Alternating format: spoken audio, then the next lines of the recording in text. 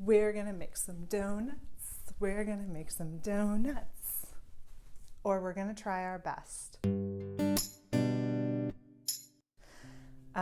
The donuts in the baked donut bite machine were a lot of fun, but a friend sent me a recipe for gluten-free Krispy Kreme mock donuts. What are they called? Like Krispy Kreme-like donuts?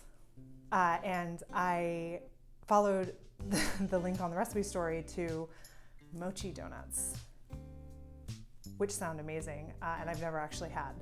So I decided I was going to try to make them, especially since I had one of these nice little packs of the glutinous rice flour here, and all the rest of the ingredients. So we're going to try to make mochi donuts. Look how excited I am.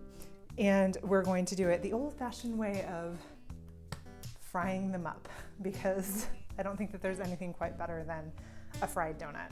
I'm super excited. This recipe is fairly easy in terms of ingredients. Glutinous rice flour does have to be this specific one. It can't be regular. So it needs to be glutinous rice flour, or mochi flour, so mochiko. And then sugar, a little bit of baking powder, and a little bit of salt.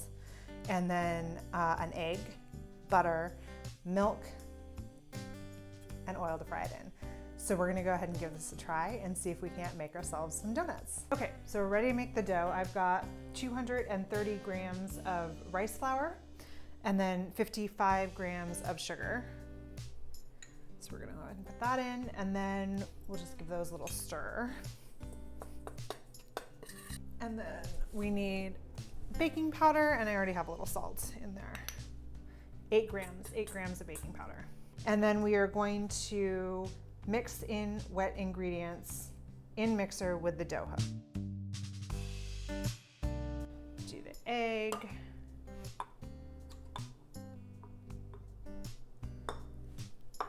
We've got softened butter that's melted because I can't follow directions, and 150 grams of whole milk. Let's give this a try. Started off at a really low speed because I do not want that rice flour going everywhere. Pick it up a little bit.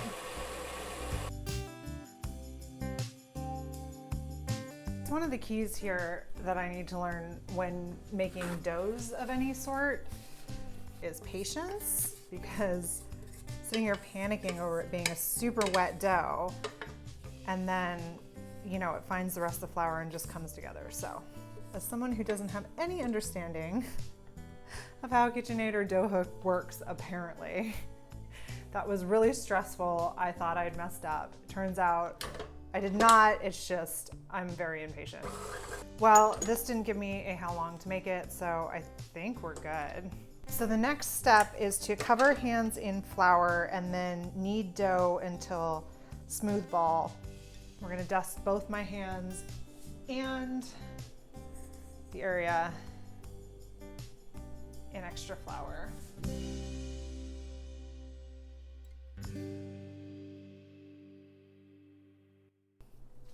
Oh my God, you guys. It feels like dough. It feels like dough. And unlike the pot sticker debacle, it doesn't feel, this would be slightly sticky to me. You guys, I feel like I feel successful. Who knows, depending on how this tastes, but also Shannon's watching me going, that is not how you knead things, Ashley. Well, when the borders are open to Canada again, Shannon, you can teach me how to bake properly. Okay, yeah, that's a smooth boy. I'm happy about that. Okay, so now we are going to dust area and roll out to about 1/2 inch thick. So I've already kind of dusted my area, but we'll just. So this did say that if you had it thicker, it would just be more like mochi, chewier in texture. Oh my God, you guys, it's like smooth. God, I'm really impressed with myself. I know I shouldn't be this way. I'm coming to the realization that I don't really know what 1/2 inch thick is. We'll just say sure. Okay, so now we are gonna cheat and we're gonna use biscuit cutters for this because I can do this and then use the smaller one that came in this pack I got from Target to cut out the holes maybe.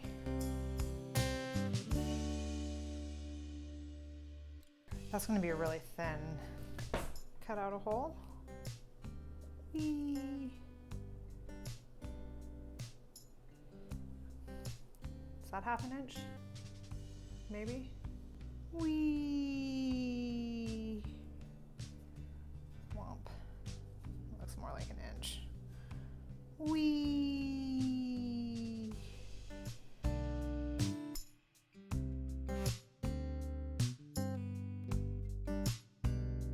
So I think with the rest of it, I might actually try to make, like there was a donut hole recipe or one you can make like a stuffed donut. They're not called stuffed donuts. Filled donuts, I think. And wow, that is, you know what? She's gonna be my favorite and it's gonna be the first one I eat. Okay, so we're gonna get some oil heating and then we're gonna try to go ahead and make these. Let's see how that goes.